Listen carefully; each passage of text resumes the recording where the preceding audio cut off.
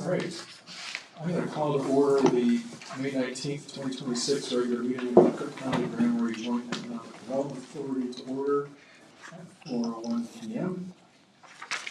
Commissioners present include Mills, Uruche, Shackleton, Anderson, Benson, Clissold, and I'm very pleased to announce our newest EDA Commissioner, Pat Eliason. Welcome, Pat. Thank you. Thanks for making the commitment to the EDA. We appreciate it. Welcome. The agenda was provided to commissioners in advance of the meeting.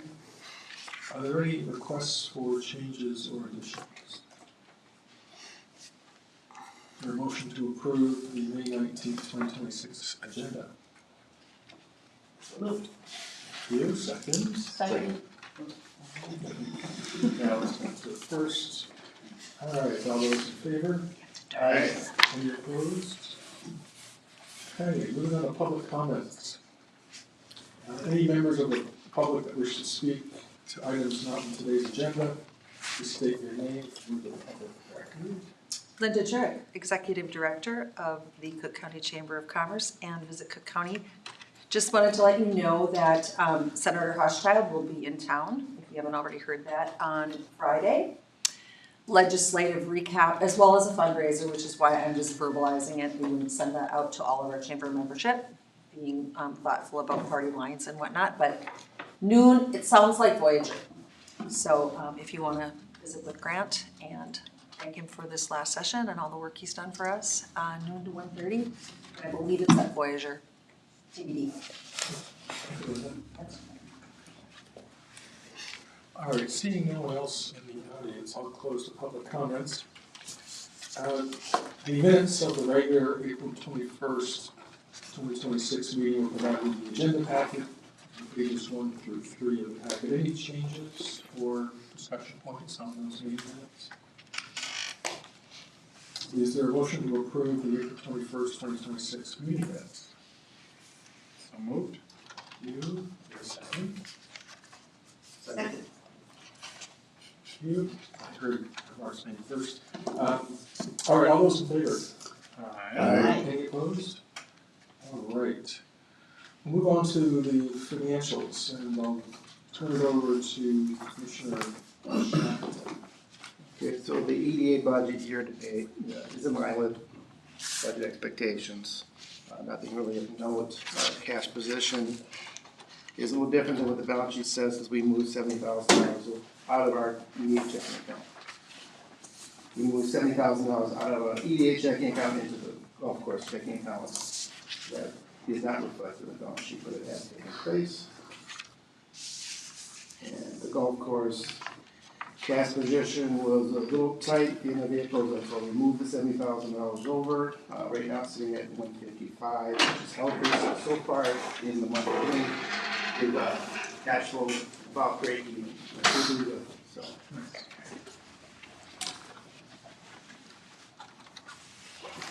Any questions?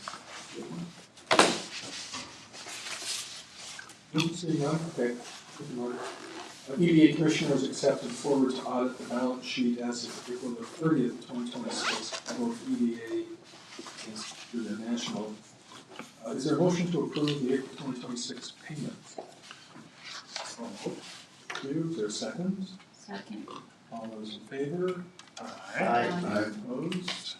Motion carries. Okay, new business. And this will start on page 16 of the packet.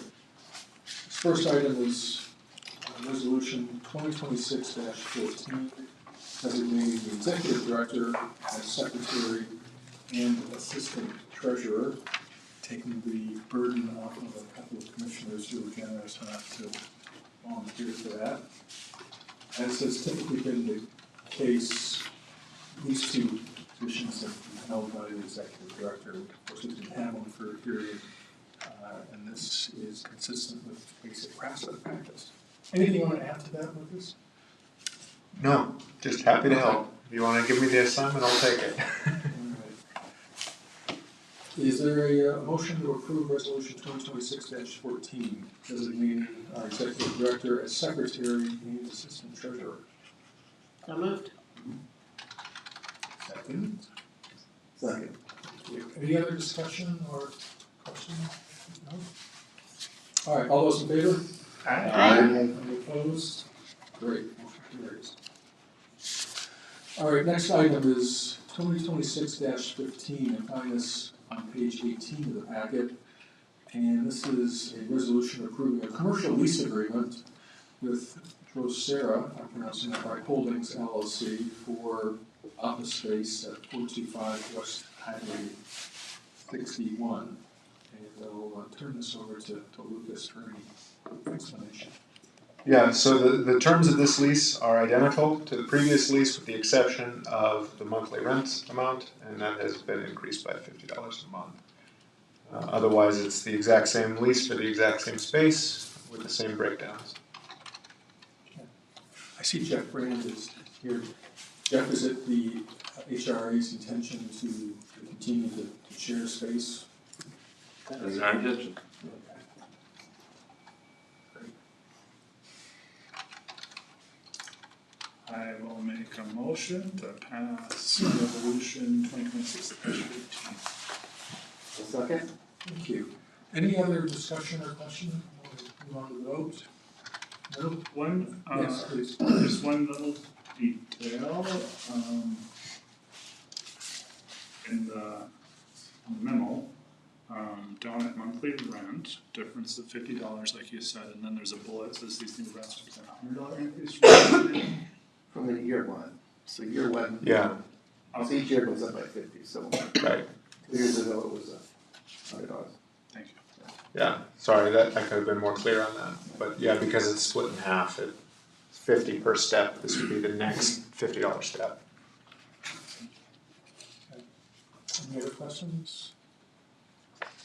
We've got a motion that's been seconded. All those in favor? Aye. Any opposed? All right, motion carries. It takes us to 2026-16, a resolution removing authorized financial signatory authority. Lucas, sounds like you discovered something. Yeah, that you've done so some time right. ago. So when I went last month to be added as a signatory, I got a list of the roster of signatories on the accounts, and Mr. Howard Hedstrom and Mrs. Heidi Krampitz were both still authorized signatories, and I thought for proper financial controls we ought to rectify that. And would this resolution work for both bank accounts? Sure. Great, thank you. Is there a motion to approve 2026-16 removing authorized financial signatory authority? Motion to approve? Seconded. Any other questions or comments? All right, seeing none, all those in favor? Any opposed? No, motion carries. Okay, 2026-17, resolution approving a revised professional services contract with North Shore Development Company, NSDC. The details find in the packet 28 through 34, including a rather detailed scope of work. Of course, we've been working with NSDC in these last 10 or 11 months at a pretty intense level. This would take us back more than 50% in terms of scope and expense. But Lucas, if you can speak further to this. Yes. So the monthly contract amount, as mentioned, would go to $2,500 a month, and that represents approximately 20 hours of service. The reason that it's not exact is that I asked for them to just include a very small, about 10 or 15 hours of extra budget time over the course of the year to be sprinkled in as an as-needed basis.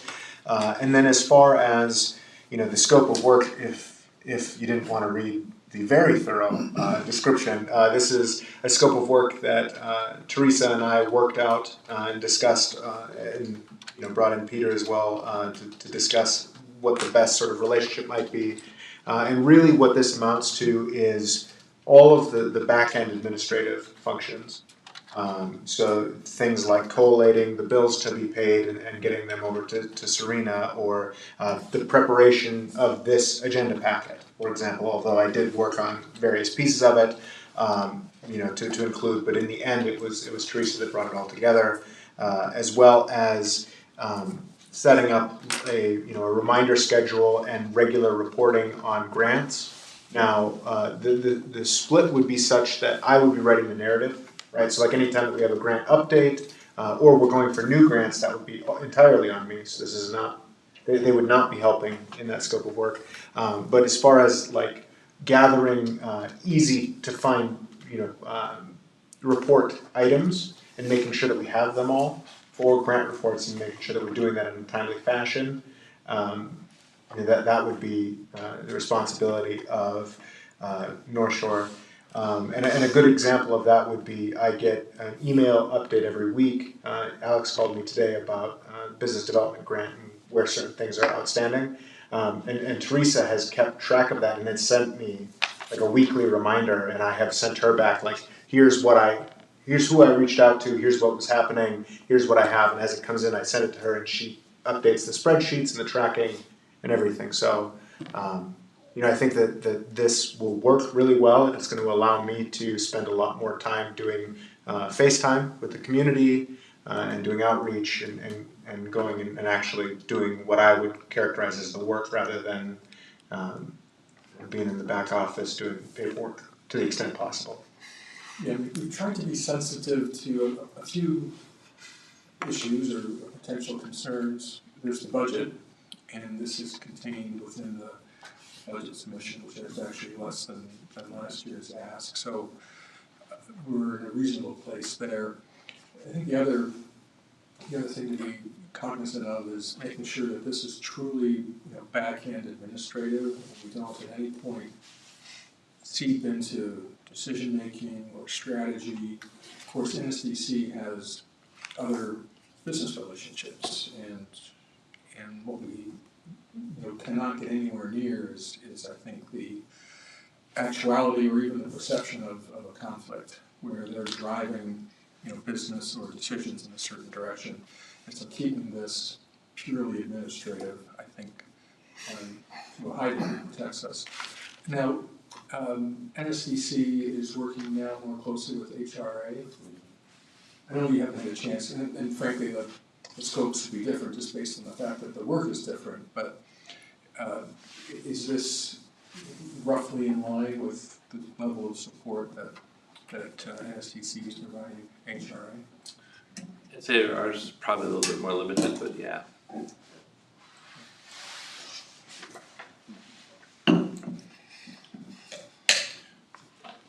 How long does it go on for?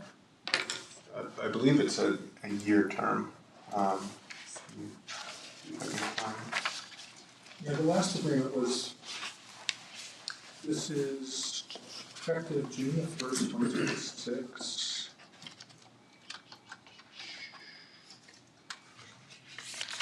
There used to be a 30-day period. Yes, so there's a 30-day period where either party can terminate. Can't remember now. There actually is a contract termination date. I don't see one. No, I mean, the original agreement was like a 6-month agreement. We signed it like November of last year formally, and then went 6 months out, anticipating a little higher, and then it's 30-day notice thereafter, so I think. Yeah, this one I understand correctly. So effective June 1st, 2026 with 60 days notice. 60, yes, yeah, looking at that too. But to Commissioner Mills' question, I don't see a termination per se, but 60 days from now. Okay. Well, the reason it's good to have a termination maybe, or not, because I think this is going to be service that we hope to use in the long haul to help support. We kind of have this plan.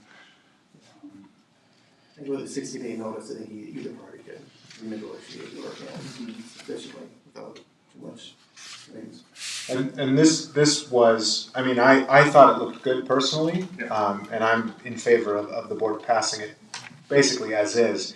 But I would also be open if you feel strongly we could go back to them and put some end dates on there that are firm. But honestly, I can't imagine that would be to our benefit, because anytime you have an end date, the next time you go again, it's more. Sure, yeah, good point. I was just thinking as far as our budget and as far as the following year's budget and just trying to work through that, so that's why I was wondering about the end date. I'm fine without an end date, but just being cognizant of all that. I know you brought it up, but I just want to reinforce, especially if the HRA is going to also begin working with them, the potential for conflict of interest and that we have to watch that extremely carefully. Agreed.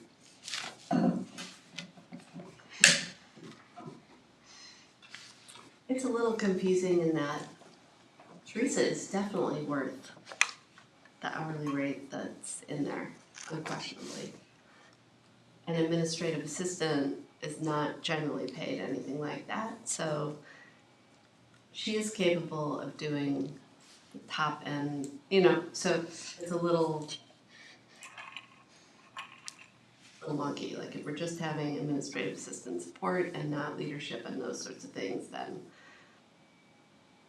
it might not be necessary to have someone of her caliber doing the work. I think it is great to have her doing the work, but I can see where it be perceived in a little confused way. It's like a Cadillac administrative assistant. Right. Sure, and if But it was a Cadillac price. Yes, yeah, good point. I was gonna say, for the first year especially, I think it's extremely important, Yeah, just for transitions and I kind think you get the 1 hour of work you get out of Teresa's worth probably 2, someone off the street, so you could reduce the hourly rate, but you're not gonna get the level of work or the efficient output. Agreed. Get what you pay for. Right. good way to frame it, yeah. Yes, we are very, very fortunate to have Teresa being the person behind all of this. Though I think you're right, at some point there has to be a look as to see what other things, to see how it goes. And that might evolve with the HRA too. Yeah, and if NSDC was an unknown quantity to us as we sit here, we might be a little bit more circumspect about the details of the contract, et cetera. But in as much as we've got a good working relationship with them, if this needs to evolve in 6 months or 10 months, I do believe that we would have a mutual respect and trust to sit down and have something that adjusts to our needs. Ask an unrelated question for you. Just to clarify, this is regarding the grant program. So on the front, like the application, so the person submits the application, North Shore Development Co. is reviewing that for completeness, for eligibility, make sure all the components are there. And they're letting you know if there's something missing, right? So they'll communicate to you, and you'll, as you said, you control the narrative. Essentially, you'll communicate with the applicant. Yeah, so with none of the new applicants has there been a direct connection, between the applicant and North Shore. Sure. I'm just clear. Yeah, it makes sense to me. And then I guess on the tail end, the reimbursement requests side of things for accuracy and compliance. So when there's an issue of compliance with the contract that North Shore Development Co. notices, they're going to communicate it to you, and then you're going to pursue that with the grantee. Yep. So from this point on, North Shore Development Co. is no longer interacting directly with grantees or applicants. That's, yes, with the one minor caveat that there are a few of our older relationships where I have asked, that Teresa continue, just because it doesn't make sense to add me in midstream to conversations that are largely administrative anyway. But any new relationship or any new application or anything of that nature, I have been the point person. So slowly those are going to come on. I mean, they're going to be phased out anyway. But only where it makes sense. There have been several where I have said, okay, I'll take over from here, but once I feel I have the appropriate context. But as far as that reviewing on the back end, I also look through everything. It's just one, being new to the role and new to the process. It's easier to miss things, I think. But two, it's also just really a nice reassurance to have a second set of eyes that, especially eyes like Teresa's, she's very, very detail oriented. So it's been very useful. That makes sense. I mean, just as far as consistency between, the interim without a director Teresa pulled a lot of the weight there, and I definitely see the need for her role in this, but I just wanted to clarify my own understanding. Sure. Thanks. Great. Okay, with that, is there a motion to approve resolution 2026-17? A motion to approve? You second? Thank you. Any other discussion or comments? Seeing none, all those in favor? Aye. Any opposed? None. Motion carries. Okay, next item is discussion only, no action other than a good discussion on the 2027 budget. I think it's page 35, possibly 36, that you'll see that.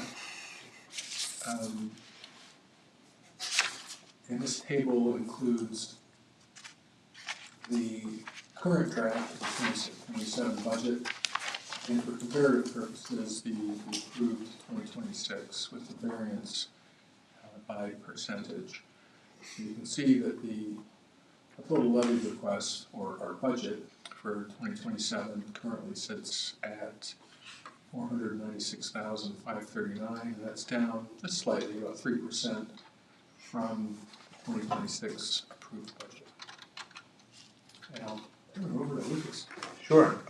So this proposed budget, although I, would leave it very open for discussion and comment to the board, I didn't want to completely request an overhaul of everything, because I think that's sort of bad practice to be brand new and come in and want to change everything. But I do think that the changes that I'm proposing, I feel are very sensible and defensible, and happy to discuss those. But if we go through line by line, from the top, we adjusted rent to reflect the new rent agreement and leave us enough room for that. I decided that we could probably cut back on advertising and marketing, just a couple $1,000s. Not because we won't ever need to do marketing in the future, but we just haven't come close to utilizing that line item. So, I just want to point, $2,000 of last year's was to WTIP for sponsorship. It allows us to gain access to the radio programming and talk about what we do. So, unless, if we're gonna say no to that, or we're gonna say yes to that, that would be a $2,000 bill. So we don't have to make up our minds now regarding WTIP, but if we're gonna keep it, the budget might have that would be at least, say, $2,500, we'd have to bump it up, that's all. okay. Just to clarify on that point, there's two messages that we currently run through the radio station. One is promoting SDDC consultant services, and the other is the business development grant program. So it's not necessarily just EDA and a warm and fuzzy, but it's kind of specific calls to action. Okay. Well, and we can. That was my point also. I think prior to my joining the board, reading the past reports, they did a strategic analysis and had a lot of community input, and knowledge of what the EDA is doing was like kind of a top priority that was identified by the public. And I think that WTIP is critical, and yeah, I think marketing, letting people know what we're doing is incredibly important. So I would encourage us keeping the budget higher for that. Do we feel like we'd like to leave it at 3,000 or 2,500? 2,500 works. The only other expenses we had in that category was advertising, your job position, so. We need to create, we have some additional expenses this year. We're gonna create the logo that we're gonna put into a sticker format for people to have in their windows if they got SBDC funding, and an online logo that they can have on their website, stuff like that, so. It's not SBDC funding, right? It's business development grant funding. Yeah, sorry, I always get it wrong. That's the business development fund, yeah. So 3,000, and we can just take out the contingency fee at the bottom too, so. Is there a need for a marketing plan to be developed? I mean, right now we're just talking about what we've done in the past, the underwriting, which is the $2,000 expense. There are a couple other little things that, beyond those venues, do we want to think about how we can further get the word out in ways that cost money, or are we comfortable just keeping our tried and true methods of advertising to the public? Well, good point, cause not everything has to cost money, but it does mean we maybe aren't utilizing it. We certainly have good media around here, are we utilizing it enough? The stories of things we're doing, whatever, maybe some of the grantees, things like that, so maybe it's worth having a meeting, to think that through. The other thing that I would mention is almost always, if you are, in my experience, if you're getting a large grant that you're going to be sharing or inviting the community into, normally if it's outside money, you include your advertising and marketing as one of the expenses in the grant, so it wouldn't necessarily have to be approved by the county and funded by a county levy if it was above and beyond. Now, having said all of that, of course, the in-house stuff that we're talking about in the WTIP sponsorship, that's going to have to come from the budget as is. But I'm just saying I don't know that we would need to go, at least not in my envisioning, way above a $3,000. And obviously, I was suggesting we were going to cut it unknowingly. But just if we need more money to advertise normally, the reason you would need more money to advertise is related to a grant you've gotten. And if you did the grant the right way, normally you can pay for the advertising out of it. So. I agree, I think 3,000 would be the max, but for that item, it's fine. The other thing that we've talked about in the Small Business Development Fund group around outreach that I've wondered about is software and expenses. It's not marketing per se, but something like MailChimp or a service like that where you can grow your database and then integrate more outreach kind of communication could be an additional expense that would be useful to us if we decide to do some of the things that group has imagined doing but was waiting for your arrival to like try to integrate with you. So I don't know, it's not marketing per se, but it is about communications. And I'm definitely open to that, and I'm also, to be clear, I'm very open to engaging more with media and outreach, as much as possible. I just think we live in a wonderful modern age where if we had, and this is also something we need to work on, better like social media presence. You do a lot of social media for free,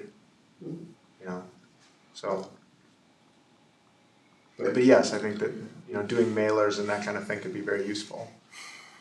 A lot of opportunity for earned media, in addition to the paid media that we're talking about here, but the interviews at WTIP is always very eager to have the EDA, the other media channels. So a lot of it, if we invest the time and energy, can be free and quite effective. But a plan to start habits or how we want to do that consistently would still be beneficial. Whether or not we have a lot more money.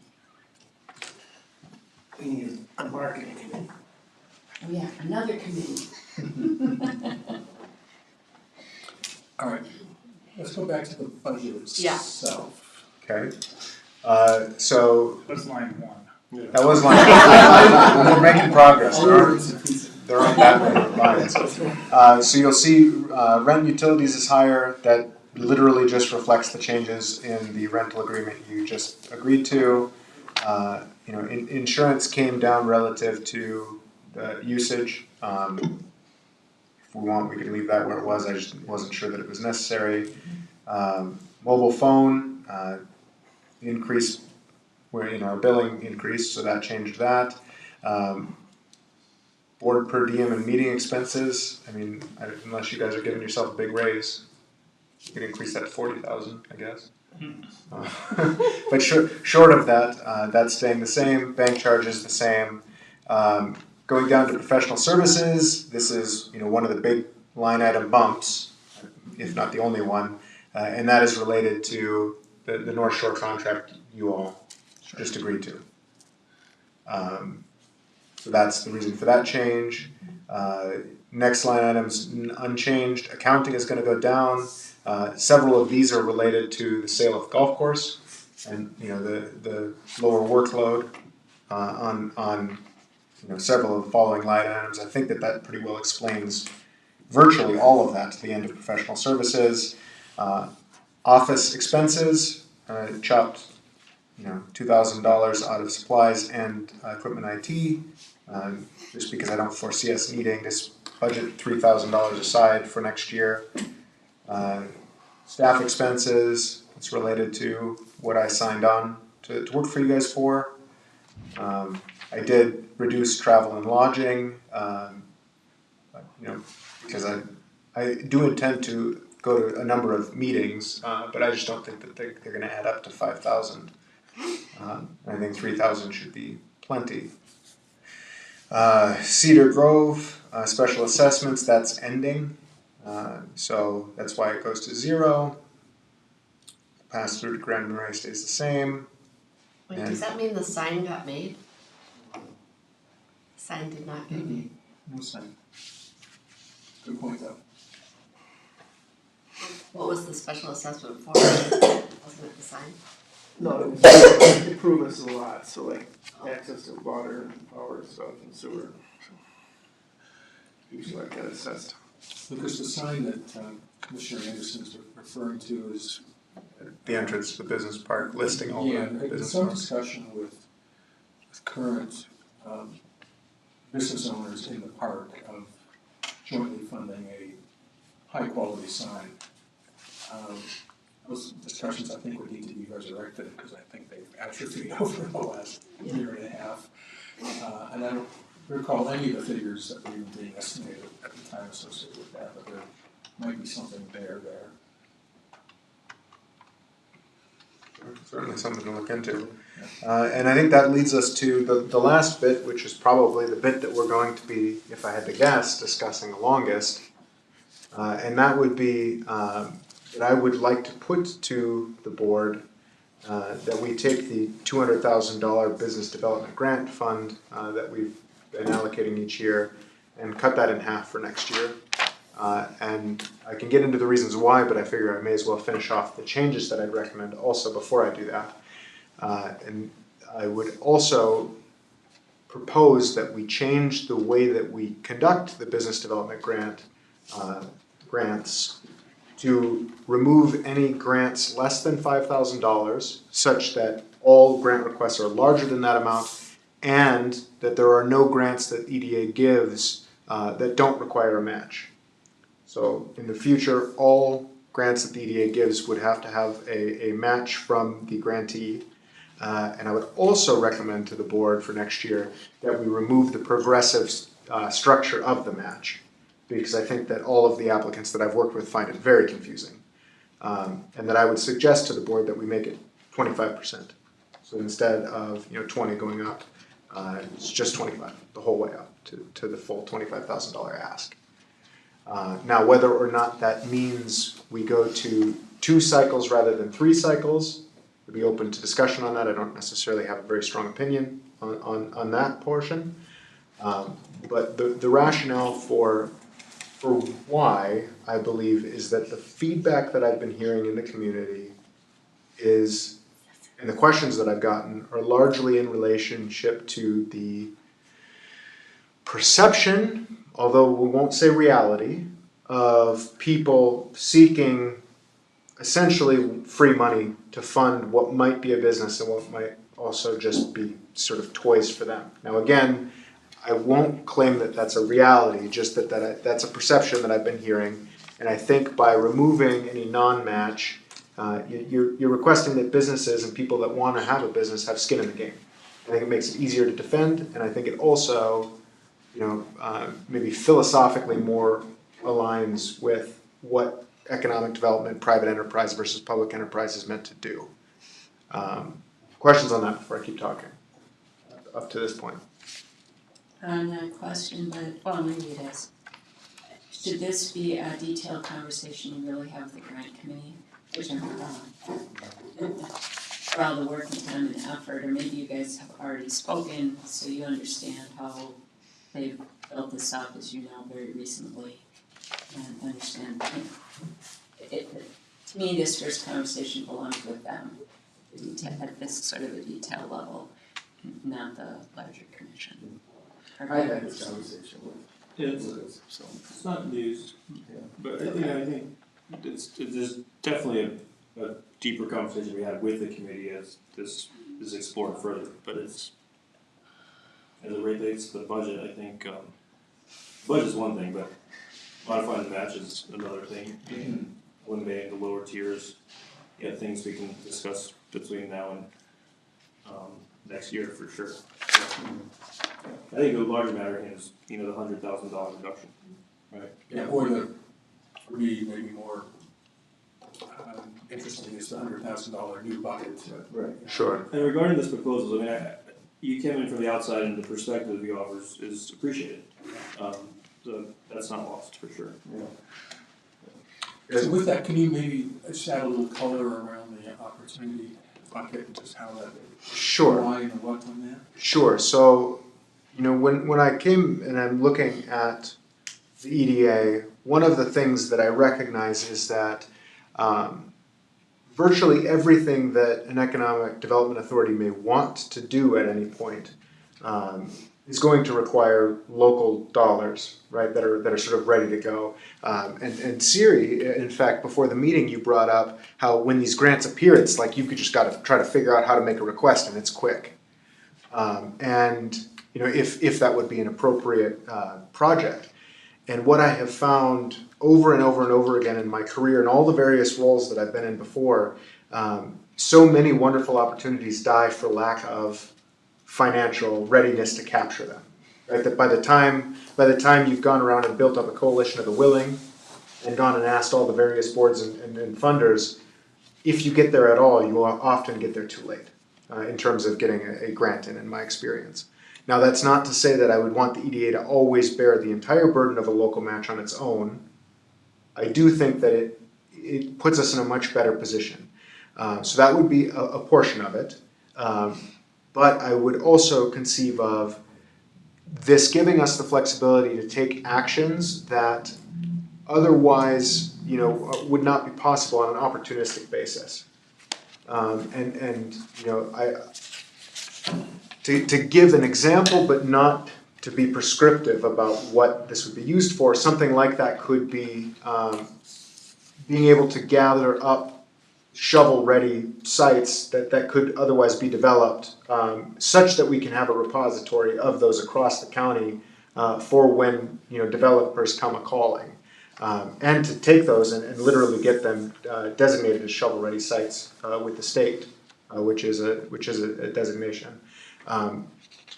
But also such that if a developer calls and they say what's available, you don't just have to point them to, well, I think such and such person might be willing to sell. So that would be another possible opportunity. But more broadly, I think the ultimate goal in my mind would be to try to develop this opportunity fund to somewhere between 300 and 500,000, at which point, in my conception, it would fall off as a line item entirely, such that we would not be asking the county to continue to fund that once that was built up, and that all projects and things that were done with that fund, for the most part, you would begin with the end in mind that you would roll the money back out of it, right? So that you could just be rolling essentially as much as possible.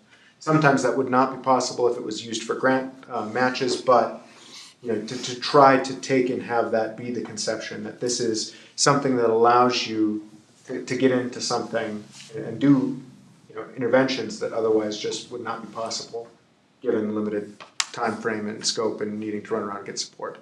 So I know that that's probably uncomfortably broad as a description, but I'm hoping that everyone can come to see and trust that broadness is a strength and not a weakness.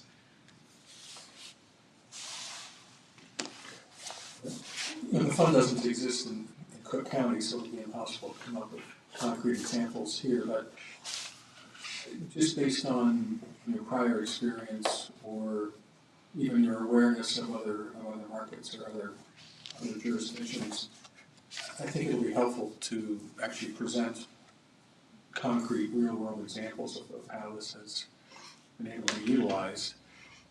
It's my concern, not just for this line item, but for the budget submission in general is that when we go in front of our esteemed county commissioners, we're going to tell a story, not just about this line item if it stays, but really the EDA and its mission and its key objectives for 2027, which in my world means a multi-page deck where we can walk them through the story.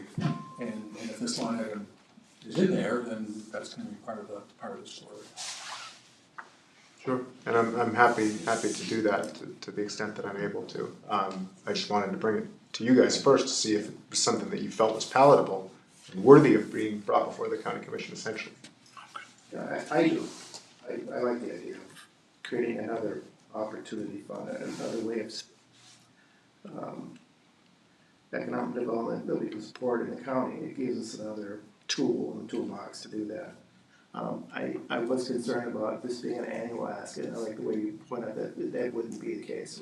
You reach a certain level of funds, we probably should discuss what that number is so we know how we're gonna build it up to what point, and then have it replenish it, I would imagine, as we use it. That would be the idea. That would be the idea, that if you had to use it for, Right. you know, but then in that case, I think it would be, on the far side of all of this, that would be a very easy sell because you would have almost certainly just delivered some kind of $1 million, multi-million-dollar project relating to the match dollars. I think it's very easy to sell on that side. It's harder, I recognize, on the front end to say, you know, please let me put aside a bunch of money that otherwise, you know, you wouldn't have to have levied for. But I do think that there's a lot of value there, and I want to also stress, you know, to you guys and then eventually to the county commission that, like, if there is not a use for that money, we're not gonna blow it. It's gonna continue to accrue in the same way that it would if it was in a county.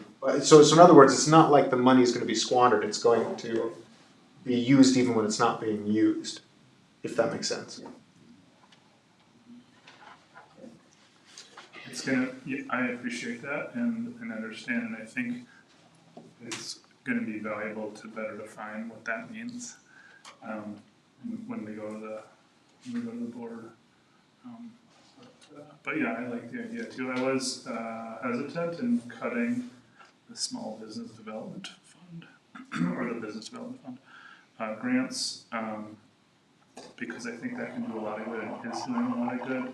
But I also see the strength in having our EDA and EDA director having some resource to be able to do broader projects that aren't just for one business, right? It's for the community, kind of the economic development. So.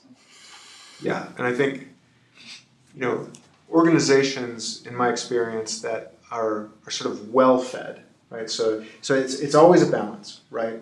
You can have organizations that get too bloated and they're inefficient and they're bad, and you can have organizations that are so lean that they can't function. In a lot of ways, a good organization is like an athlete, in my view. And I just want to make sure that we do have, you know, an opportunity fund, a reserve fund, essentially, that gives us the privileged position of taking a bigger, larger, more strategic view of things, and to grab potentially more strategic projects. You know, one of them, although I would hesitate to even mention this, would be something like taconite. Right. You know, that's going to be a really heavy lift. It's going to require a lot of partners, and I think it's going to be much easier to do if the EDA has been sort of preparing for a couple of years beforehand. Yeah. So,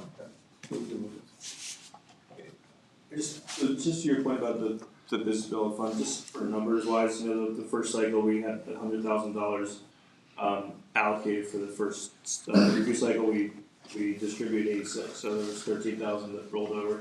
This cycle, which we'll discuss at the update, you know, the committee update section, is likely not going to distribute the full $63,000 that's available. So additional funds will roll over to the third one. So this is an interesting year to look at how much money will be left over out of the full $200,000. My feeling is that it's not going to all be distributed. We've shown as a committee that just because it's there, we're not going to give it out unless the project and the application warrant it. So we've done that once already, and it looks like, I'm not going to get into detail about it, but I don't think we're going to fully fund this cycle either, for a good reason. So that's just to your point about the That's good. money available. And then I guess, I like the concept for sure.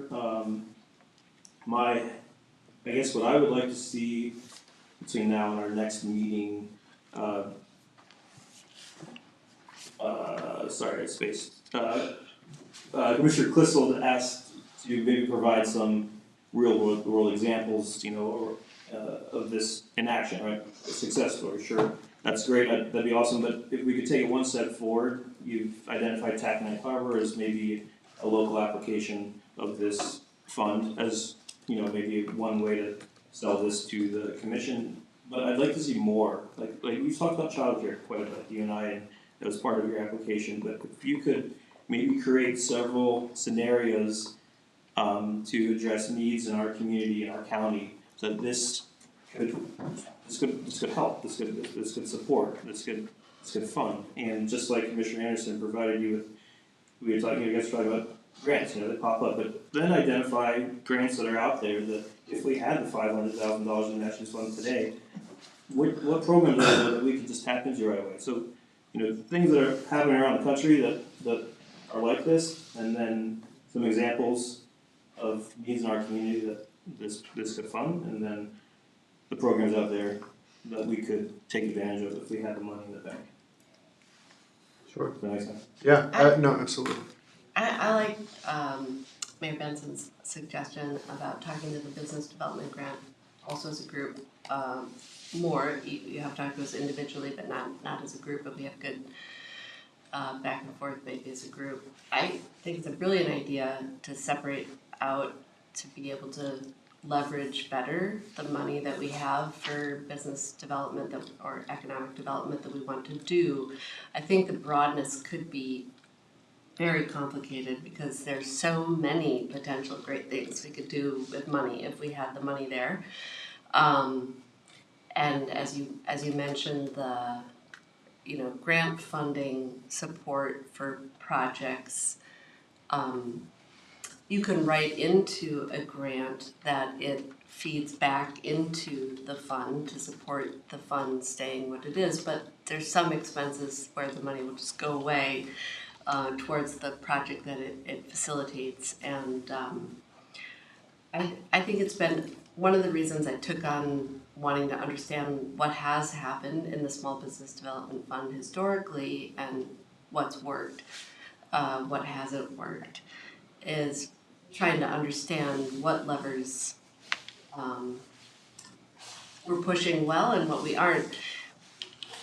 The EDA has emphasized housing, for instance, for a long time as a critical need, and very little support has happened around that particular because the amount is too small. $100,000, a $25,000 grant doesn't move a housing project. So if that were one of the priorities for childcare or whatever, like a lot of times you need a bigger grant than 25 grand to make a real difference. So I like the idea of articulating as a community, like, here are the levers that we really wish we could push and we haven't been able to push them yet. And then like focal energy, I'm like, okay, let's do that. Let's move that thing. I feel like one of the things that we should be doing, could be doing here is one I mentioned in an email to you that you haven't seen yet about the pipeline kind of opportunity we have to grow trades skilled people in this community that would then be able to do the work in this community. So You're gonna love my executive director's report. yeah, okay, great. So anyway, I love the idea. I'm not against the idea at all. But I will make a plug. Those small grants that we give for very small businesses are so strategically important for them. So I don't like getting rid of the low, but I'm fine with us making everybody pay 25%. That's fine. So can I jump in and finish making this point? I'm happy to have this conversation and hammer out the details with the smaller committee. All I would say is I agree that there's value there with the under $5,000 and even potentially no match. I think that there really is. My hope would be, or my suggestion would be, that we put the onus on ourselves to go and find business and private champions who would be willing to donate to recreate that smaller grant sizing. so that you could still have a now be two separate, one funded by the county and public with a match, and the minimum is 5,000 up to 25,000, and then you could potentially, through champions, raise the smaller amount annually to run it. Because then you're not using public dollars and giving them with no match. Because that, I think, is where a lot of the friction and the heartburn that the community that I've heard comes from. And I don't think that would be there if you could say, well, these are local business owners or community leaders that have donated because they see the value. Commissioner I'd Lawson? like to talk about the development fund.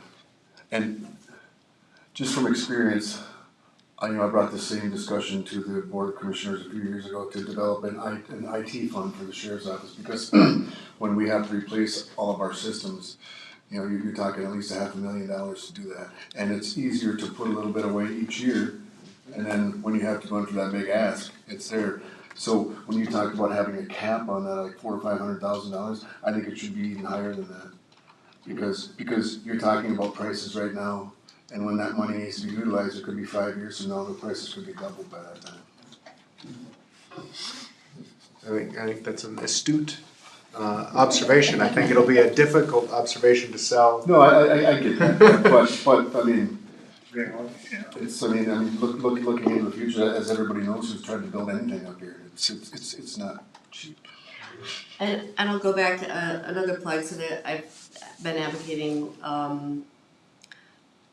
behind the scenes that we bring financial economic literacy to the broader community, and we invest widely in that sort of thing. And that can be part of marketing also, but community understanding of how endowments work, for instance, and why it makes sense to have assets that you're not using because they work as endowments.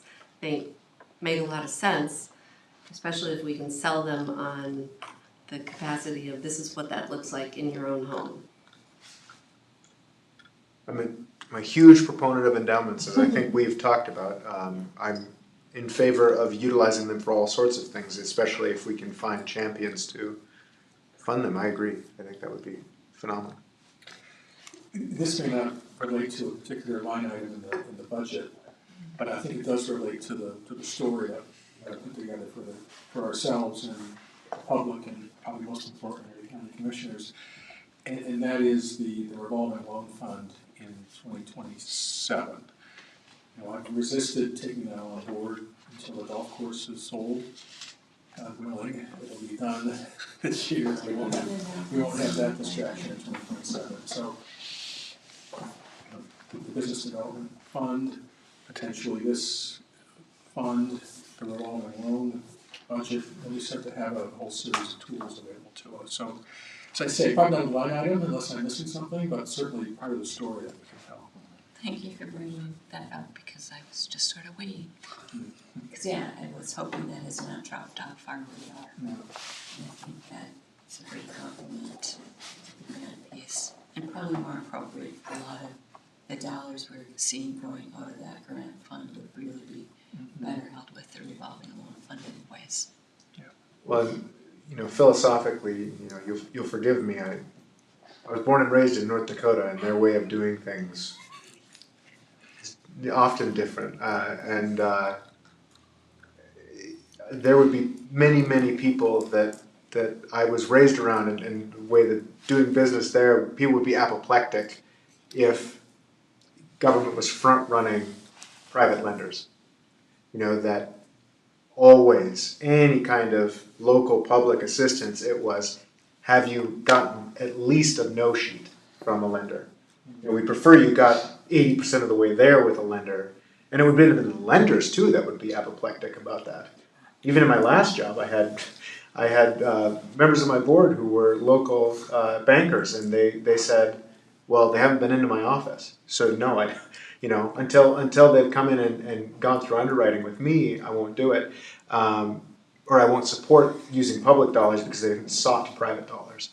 And I don't mean to open a philosophical can of worms, but even eventually moving towards a revolving loan fund model where the grant portion is actually like an interest rate buy down as opposed to giving the applicant the money, right? So, you cap their interest at 1%, and then that money would go directly to the lender, or if it was an RLF loan, to the RLF loan, right? So you'd be, in that case, you'd just be moving money around. But then that way, you were functionally helping them reduce the load of their investment, but they themselves are not ever actually seeing the public dollars, right? That it's sort of being controlled better. I think that there's serious discussion to be had about whether or not you wouldn't want to move towards that model, because I don't know that it's punishing, but I do think that it forces businesses and private enterprises to interact first and foremost with private enterprises, and that the EDA sort of takes its role as the but-for supporter, right? Like, this would not happen but for. Now, we can be more aggressive than that, but No, just. point taken. In fact, I think that's largely consistent with how the revolving loan fund works here. My understanding is that it's a gap that exists between what the applicant was able to get in the private market and what they need.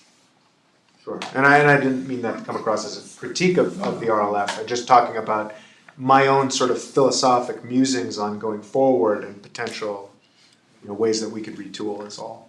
Anyway, not that we have to, but. Just as long as we're making sure the banks are getting their money. You make me sound evil when you say it that way. That's not what you're intending, but yeah, I think they get the philosophical. Any other discussion on the budget? So the plan is we'll come back with something a little more refined and a deck that would accompany it, at least a draft deck. So to make sure I understand the will of the board then, you would like me to refine my arguments in favor of the budget as it exists with the amendment that we change advertising back to 3,000, but otherwise you're okay with the numbers? Do I understand that correctly, or are there other changes you wanted? No, that's how I see the numbers. It's just a matter of what we do with the business development grant, how we're gonna split that up.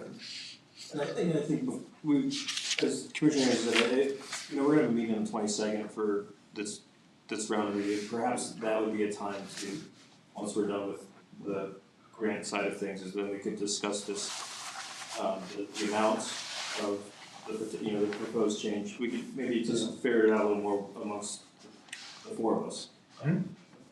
Yeah, really happy to do that. And then we'll just, that extra 2,000 for advertising would be coming from contingency, is that? Right, I understand, yeah, that's my recommendation, use contingency on there to balance. Sure, and then we can hold the overall line item, or overall total equal. Right. Good, sure, I can do that. Well, thanks for your work on this. Thank you.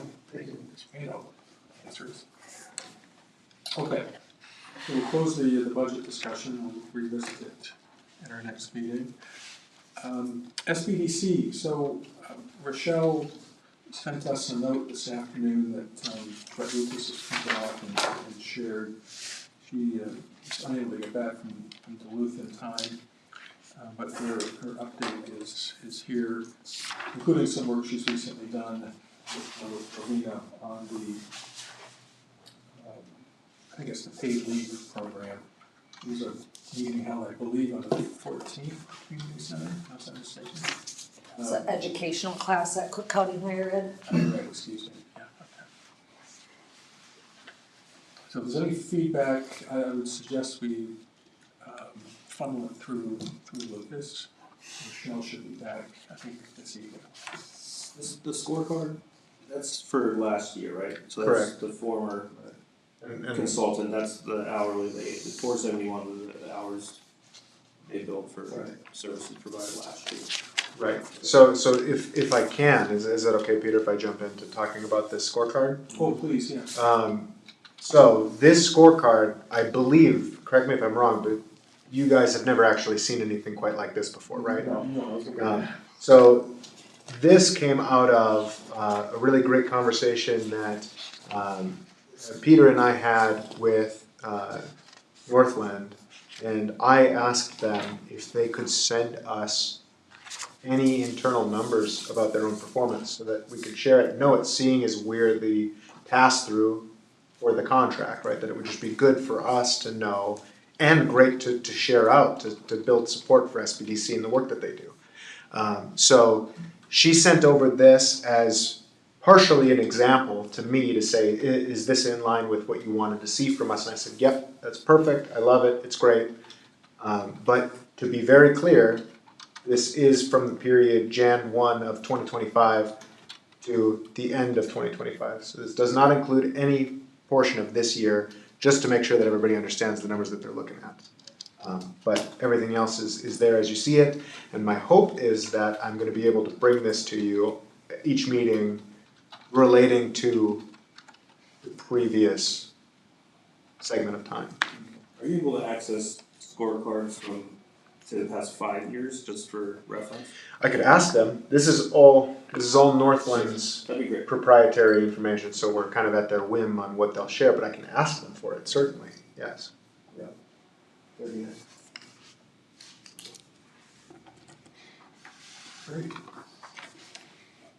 Okay, with that, we'll go on to committee and commissioner reports. And first item is the golf course committee. So we are at approximately day 50 of the right of first refusal. So that means we have as many as 40 days left to go before we hear back from the Nelson sisters on their interest in the golf course owners.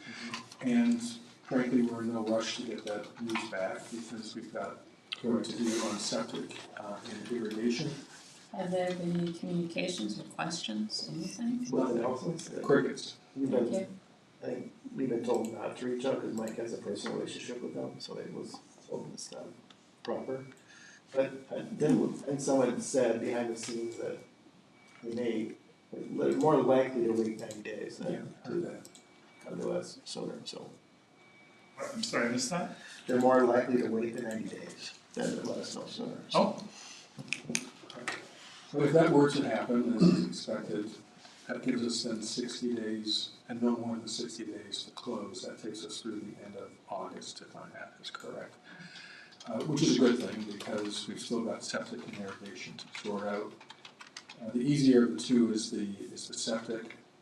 Tom Dwyer at Isaac Hansen is expected to dig the test holes this week, and that'll determine the depth that's required. And I'm way over my skis here, I'm understanding septic systems, but the deeper, the more complex, the deeper, the more expensive. Irrigation. Mike Larson, Bar Engineering, and the Water District, led by Molly and Charles Skinner, have been working on a plan that both, yes, delivers the water to the golf course, but also preserves the Water District's needed flexibility for things like fire suppression, et cetera. There are a few options that are being worked. The one, for those that are interested, is called 3A. That's the one that's most likely. But that still is in process, and we don't have firm numbers on that option yet. But interestingly, the existing upflow from Lake Superior, that is to say the one that we've been using for the last 20 plus years, is in considerably better shape this year than it was last year. You might recall last year it was only running at about 40% efficiency, and that was causing grave concern to the quality of the turf and the greens. It's now north of 80, more than adequate. It's early days yet. I guess there's been some shifting, beach down, and it's shifted in our favor. So we do actually have, we think, a fully functioning irrigation system at Superior National. So I've asked that a meeting be scheduled in early June. Once we get more clarity on what 3A solution looks like, and importantly the price tag, and another few weeks to pressure test the current irrigation system so that we can then figure out our way forward on how we approach the buyer on escrow and closing. Because we are obligated to have an adequate, reliable, and commercially reasonable water supply and irrigation for the golf course. Right now, we've actually got one. But of course, we're also cognizant of the fact that there's a risk associated with that based on last year's performance. So that's the the golf course. So we're not there yet, but as I say, 40 more days until we hear from the Nelsons, and then a 60-day clock runs. I would like to have these details sorted out before the right first refusal, because there'll be 25 other details that we need to work out, and 60 days to go like that. So. Questions on golf course? Okay. Just one note, it looks like they're gonna have some numbers on Tuesday the 26th, as far as the two options are concerned, so. That's the latest from us. Okay. All right. Well, that's really good news. Yeah, it is, it's going, moving in the right direction. Yep, it's moving. So, all right, Taconite Harbor.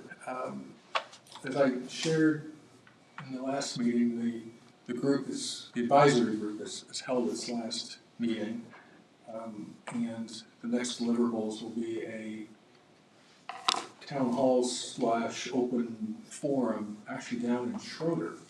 I think there's a flyer in the At the end of the deck, packet, right? yeah. Yeah.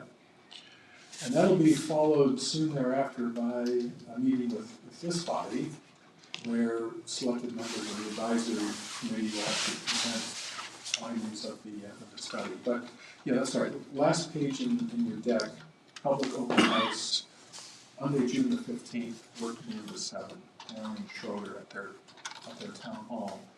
So for those of you that are able to attend, that would be great. With that said, you won't, I don't think you're missing anything if you're not able to attend, because we'll have a follow-up meeting with this body. On the 16th. On the 16th, thank you. Just administratively, as it relates to Taconite Harbor, so the funding for the advisory committee, and more importantly for Stantec, was through June of 2026, and so that has been extended until the end of the calendar year, December the 31st, just to make sure that that money is there and Stantec is made whole. Any questions regarding Taconite? Grant Review Committee. I've got a couple things, the first, just for everybody's awareness, is that Lucas will be sharing some ideas for this decal / logo at our meeting in a second. So that's been addressed. And moving, we talked about, we received 5 applications for the May deadline. I think the ask was for about $35,000 in funding out of $50,000 plus $13,000 rolled over, so $63,000 was available.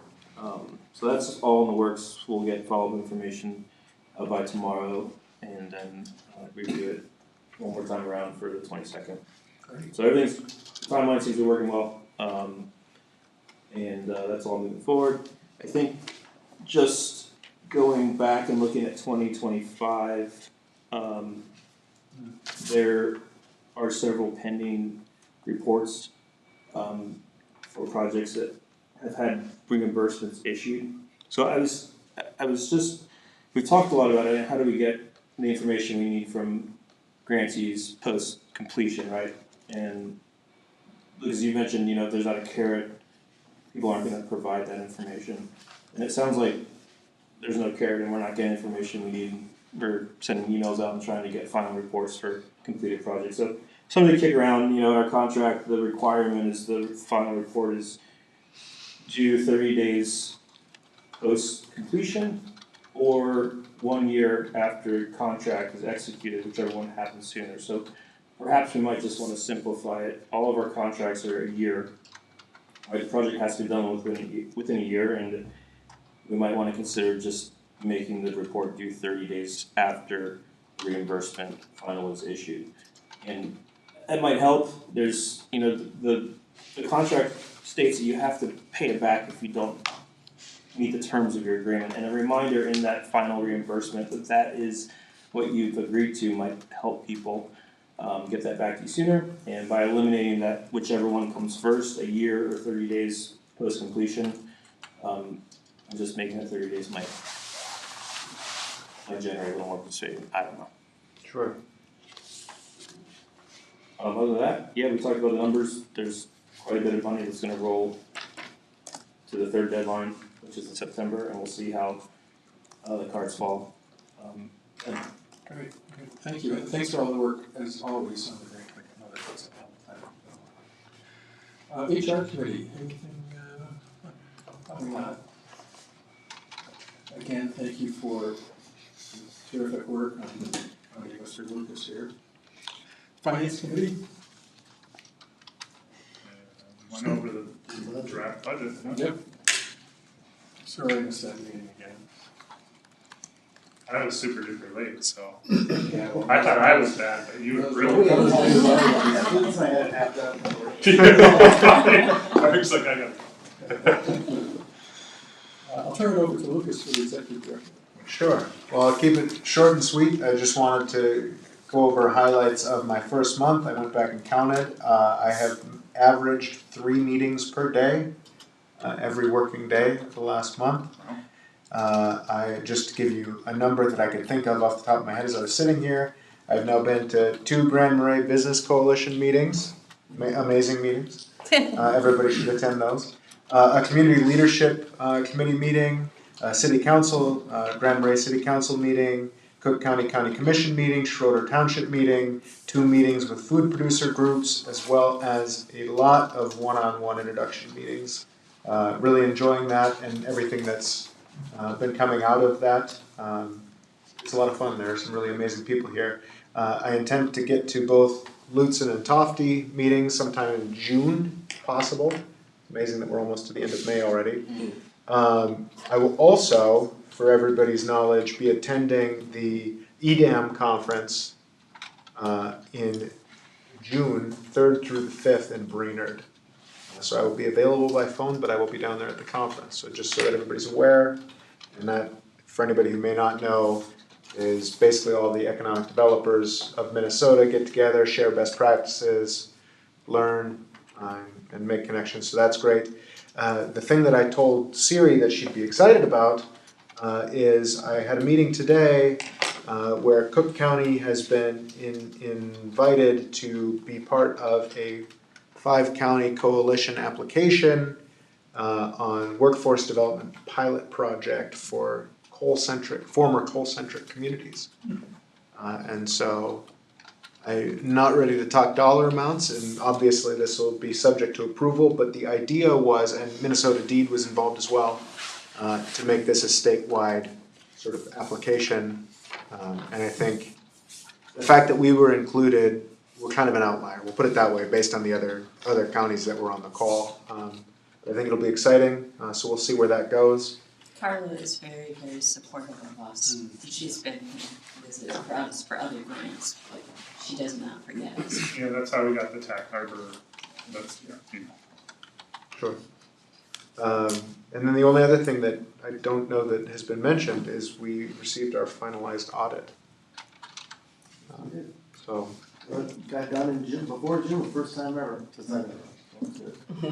I can. And nothing new there, it was just the same issues that were brought up about us being small operators and stuff like that, so. Certainly send it out to the board though, if Yeah. anybody would like to see it.